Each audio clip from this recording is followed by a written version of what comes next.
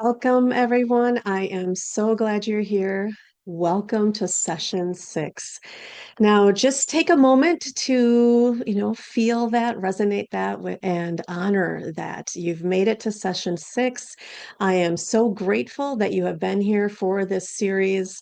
This is, 6 times that you have shown up for yourself, whether you've had the opportunity to join live or you're receiving the replays so you can tune in when it's most convenient for you. It's still you taking a moment of pause and making yourself a priority to join into this space. And so that is no small thing, to pause and take a moment to do this kind of inner work. Many people don't take this opportunity. So I am grateful for you. And I hope that you can, give yourself credit for that and honor and appreciate yourself for giving yourself this opportunity.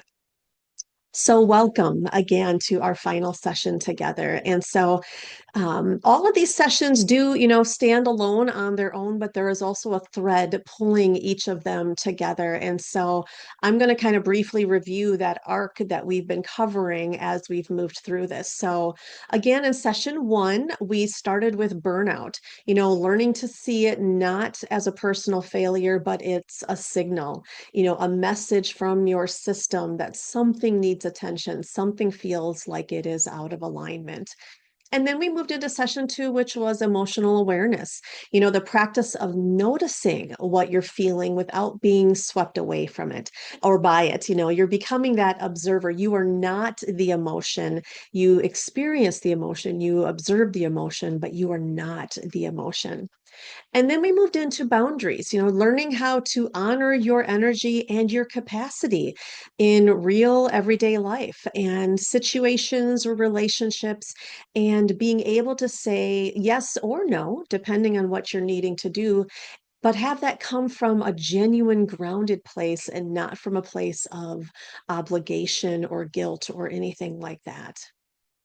And then we moved into talking about how to get unstuck, how to reconnect with clarity and direction, especially, when our path might feel kind of foggy at times. So we explored the different types of being stuck and how clarity is something that, you build through taking action, through movement. It's not something that you necessarily have before you begin. It's something that reveals itself as you're on the path. And then last session, we brought together those pieces under the umbrella of sustainable well being, what it means to live in a way that actually supports you over time, not some dramatic overhaul, not somebody else's expectation or image of how things should be, not through, these suddenly I have to completely redo my entire life or live up to somebody else's expectations, but through small, honest, consistent attention and tending and building a system that works best for you, uniquely you. And today we're going to, pull all of that together. We're going to look at the whole picture because what I believe and that I've seen again and again in my coaching work with individuals is that all of these pieces, burnout recovery, emotional fluency, boundaries, clarity, sustainable well-being, they're not separate. They're facets of the same thing. They're all part of what it means to live yourself as your most grounded, aligned, whole self. And so today I'm going to share a framework that kind of brings that all together. I call this the Ascended Self Framework. So thank you for coming along on the journey with me today. But before I introduce the framework, I want to name something that I think is really important. It's something that I do see frequently in my work. People have insight, real insight, where people are educated, they've read the books, they've listened to the podcasts, they've tried different strategies, journaling, meditation, therapy, self-help programs, wellness routines. They're genuinely trying, and those are, genuinely good things to try.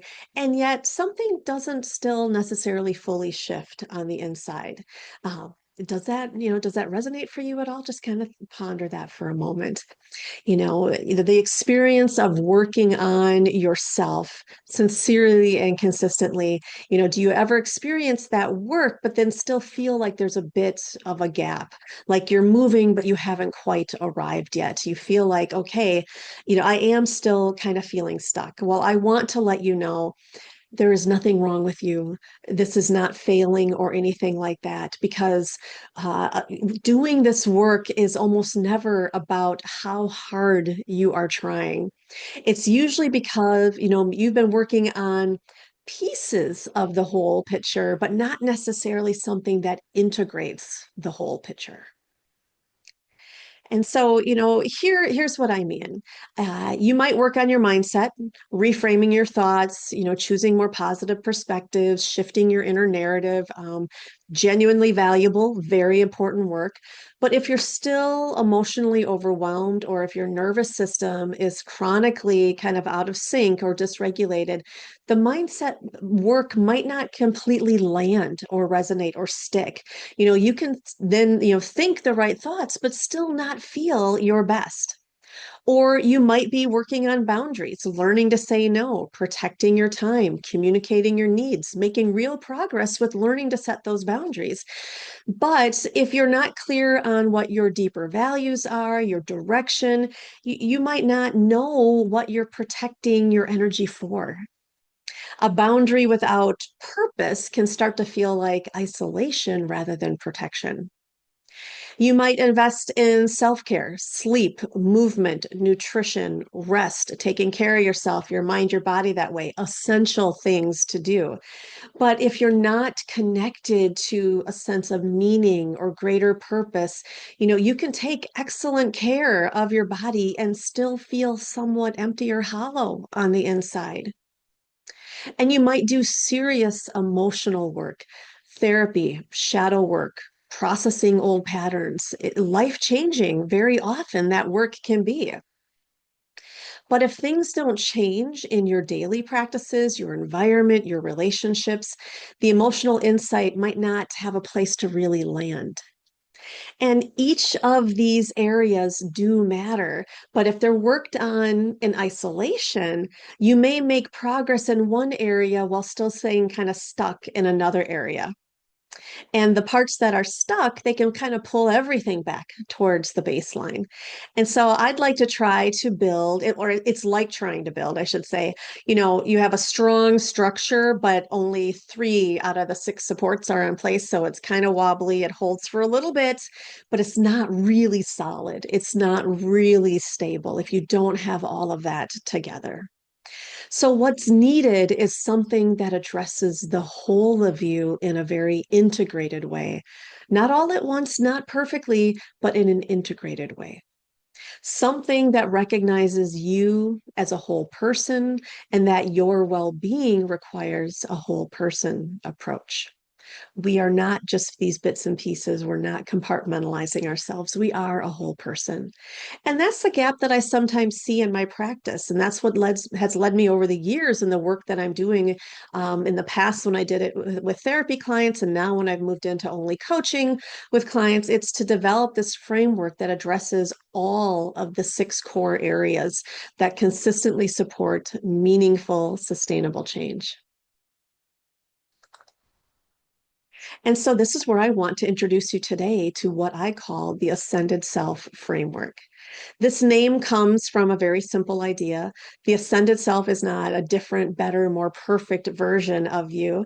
It's not the person you will finally become when you've fixed everything and healed everything and achieved everything that you want to achieve. It's the version of you that is fully present, grounded, honest, aligned. It's you living from your deepest values rather than from your deepest fears. It's not you, running from yourself, but you're genuinely inhabiting yourself. And as we've been looking at throughout this series, the path isn't dramatic. It's not a major overhaul. It's built through small, consistent, integrated work. So the framework, the Ascended Self framework, is organized around six pillars. Each one is a core dimension of human well-being, and crucially, they are not meant to be worked on in isolation.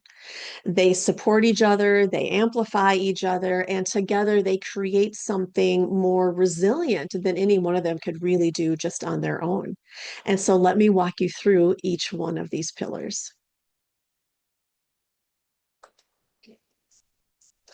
Pillar one is clarity. And again, this is not a hierarchy. Yes, there's numbers with them, but each pillar supports and amplifies the other. So there's not a hierarchy type order to them. They're all important. But really, I like to think of clarity as the foundation. Clarity means knowing what actually matters to you, your values, your vision, your genuine priorities, not what you think should matter, what other people say should matter, but what's truly alive and resonates for you. Without clarity, all the effort in the world can feel directionless. You're working hard, but you're not really sure what you're working towards. Clarity gives your life a compass, an internal orientation that helps you make decisions, navigate uncertainty, and recognize when something feels off.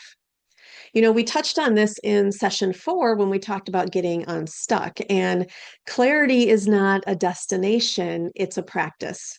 You return to it regularly, especially when life can kind of feel noisy and drowning things out. The second pillar is emotional awareness. This is the capacity to notice and work with your inner emotional experience without suppressing it, without being overwhelmed by it, and without letting it unconsciously drive your behavior. We explored this quite in depth in session 2, the ability to name what you feel, locate it in your body, and create a little space around it rather than being merged with the emotion, rather than being or becoming the emotion. You're noticing it, you're feeling it, you're naming it. It's one of the most transformative skills a person can develop. Emotional awareness is also the lens through which all the other pillars become a little bit more clear. When you can actually hear what you're feeling, you can have, honest information about what you need, what matters to you, what needs to change. Pillar 3 is grounded regulation. This is the physical and nervous system dimension of well being. Your nervous system is the hardware that everything else runs on. If you're chronically dysregulated, you're living in kind of a low level feeling of fight or flight in a sustained, state of stress or overwhelm, no amount of mindset or emotional work will fully compensate for that. So, grounded regulation means having reliable practices that support, your system, rest, breath, movement, sleep, time in nature, returning to stillness. It means being able to return to a regulated state when life inevitably is going to disrupt it from time to time. So this isn't about being permanently calm. It's about having enough baseline stability that you can, pull from those reserves that you already have with your baseline stability, to respond to life's challenges rather than react from a flooded place. Pillar 4 is energy boundaries, and this is what we explored quite in depth as well in session 3. Your energy is not limitless, it is finite. Your time is finite. And so sustainable well-being requires being intentional about how you protect these resources, your time, your energy, not out of rigidity or self-protection, but out of honest self-knowledge. Energy boundaries mean knowing what depletes you and knowing what restores you. We talked in session 3 about those, a bank account and what's being withdrawn and how much is being deposited in. Where are you running? Are you running in the red or are you running in the black with your bank account? Knowing when to say yes, knowing when to say no, being willing to honor both, even when it can feel uncomfortable. It means choosing what you allow into your life on alignment with your values, not based out of obligation or fear. Pillar five is purpose alignment. This is the dimension that lifts everything. It's the sense that what you're doing with your life connects to something meaningful, something bigger than yourself, more than your daily to-do list or items. And the purpose alignment, doesn't require a dramatic calling or a singular mission. It's usually kind of more quieter, maybe more subtle than that. It might be a knowing that the way you show up in your relationship reflects your values. The work you do matters to someone. That your life, when it's feeling balanced, is moving towards something you really care about. When purpose alignment is present, hard things become more bearable. But when it's missing, things can easily feel unbearable. It's the difference between having a reason to get up in the morning and just going through the motions.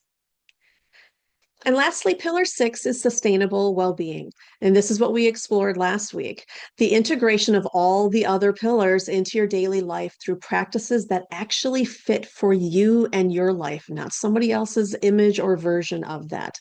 Not practices that look good on paper, but ones that are genuinely woven into your life and fit your natural rhythms. Sustainable well-being is the maintenance layer of the framework. It ensures that growth doesn't happen in bursts and crashes and fits, but it accumulates steadily over time. So these all work together. As I said, they're not a hierarchy. You don't just master one before you move on to the next. It's not like you have to progress that way. They work together as a system. And when one pillar strengthens, it amplifies the others. And that's what makes integrated change lasting. When clarity improves, emotional awareness deepens because you have a clearer lens through which to understand your feelings. And when your nervous system is more regulated, your boundaries become easier to hold because you're not making decisions from that flooded or depleted state. When your energy is better protected, purpose starts to feel more accessible because you actually have something left to invest in what matters to you. And when all six pillars are reasonably tended to, it doesn't have to be perfect. We never are striving for perfection, but that you genuinely give some attention to them. The experience of your life changes in ways that are really kind of hard to describe. You have to feel it to really experience it, but you stop surviving and you start really living and thriving.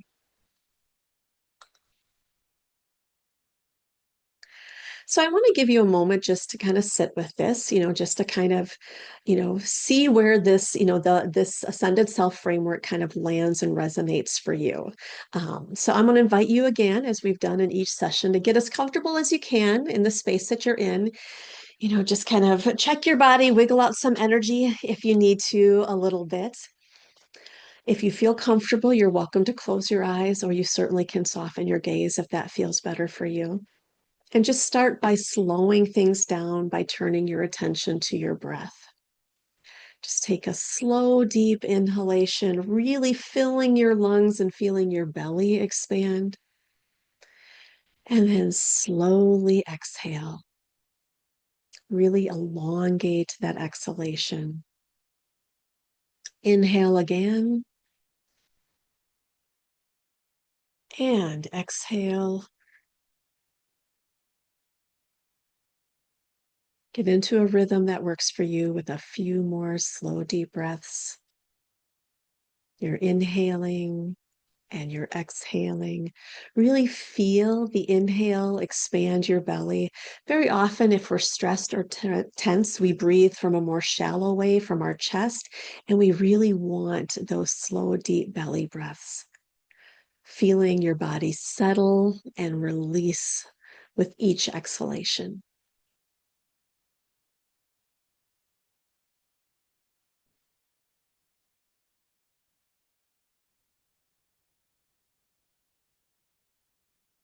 Now, I'd like you to gently bring to mind those six pillars that we just explored: clarity, emotional awareness, grounded regulation, energy boundaries, purpose alignment, sustainable well-being.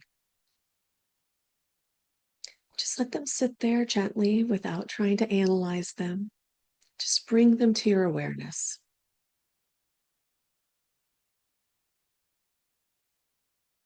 And now ask yourself, which of these areas feels most alive and supported in my life right now? Where do you already have a foundation? Where is something already working? Take a moment to recognize that and really acknowledge what's already there.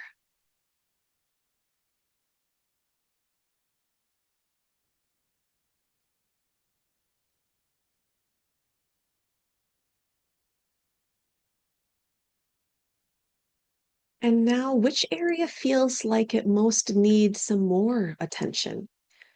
Not as a judgment or as a to-do item, just an honest noticing. Which pillar, if it had a little bit more support, might help everything else feel a little more stable?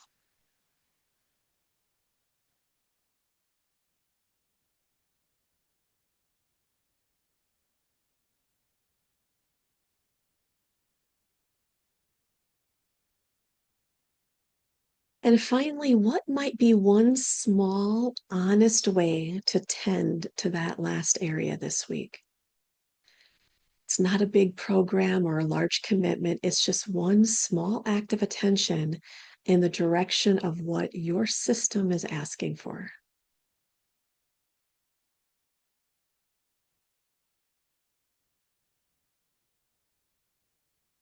Now take one more slow breath in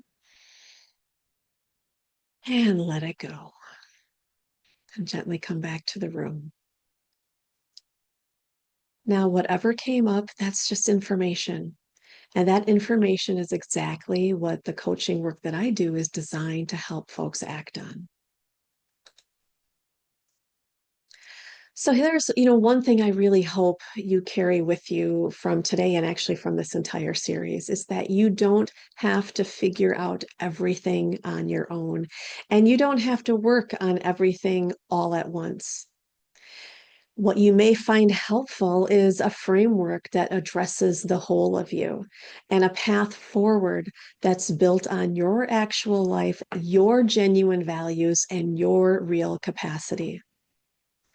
And that's what the Ascended Self framework is about. That is what the work that I do with individuals is all about. It's not a prescription for who you should become, it's a map for reconnecting with who you already are beneath the burnout, the self doubt, the overwhelm, the years perhaps of putting others first. Beneath all of that, there is a version of you that is grounded, clear, emotionally alive, purposeful, and genuinely well. The work is in finding your way back to yourself, to that inner self. And it is findable. I see it in people all the time. So, if you have resonated with this series, if something has kind of shifted or opened up or clarified for you, and you're ready to take that further in a more supported or structured way, this framework is the foundation of everything I do in my coaching practice.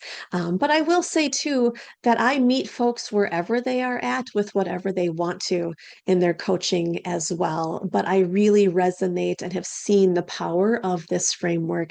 But I am there to support folks with what they want to do, what lights them up, to help them reconnect with their love for living and the love of their life. And so, we take this, the kind of insight and awareness that you've been cultivating in these sessions, and we integrate it into your life in a way that's grounded, practical, and designed for you specifically. It may be through, one-on-one coaching. I can sometimes offer group programs as well. But if this resonates with you at all, I would love to connect. At the very least, I really hope this information has landed with you and has got you thinking about these areas and ways to really reconnect with yourself and how you can incorporate some of the things that we've talked about in these 6 weeks into your life and into your well-being. But if you want to learn more, you can certainly visit my website and reach out to me directly that way. And so I invite you to take that next step with me, but I honor whatever you feel your next step may be. But by showing up here, that alone is significant. You've invested in yourself by asking these questions and doing this inner work. And so I am grateful and thankful for that. So the path to your ascended self, it's not someplace off in the far distance. It's the path that you're already walking. So keep listening to yourself, keep tending and attending to yourself, and keep moving forward in a way that feels right for you. So I invite you this week again to identify which of the six pillars may need more of your attention right now, and choose one small act to move in that direction this week. I'm genuinely glad that you have joined me for this. Just remember, this isn't someone different you're trying to become. It's someone you're returning to, connecting with the inner you that has been there all along. It's just perhaps been a little overshadowed by the noise and busyness of life. So take good care of yourself. Keep listening to yourself. Keep tending to yourself. And thank you so much for being here.